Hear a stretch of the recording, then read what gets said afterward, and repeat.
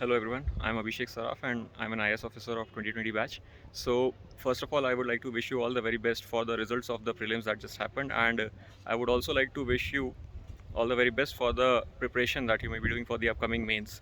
So to help your preparation, whether you are a beginner, whether you have appeared in the prelims or whether you have written multiple mains, to aid and help your preparation, I am doing a lot of voluntary work, as you may already be aware, and you can contact me regarding whatever doubts and issues you might be having during preparation regarding how to solve a paper, what sources to use, what should be the strategy for prelims, how to make notes, what should be the strategy for mains, how should you write answers, how should you write essays, what should be the strategy for interview.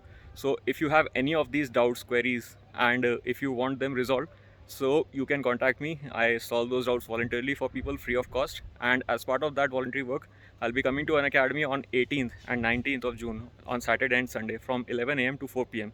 So you can book a session, book a slot with me using the link provided in the brochure, and hope to see you soon at the Lal Bahadur Shastri National Academy of Administration.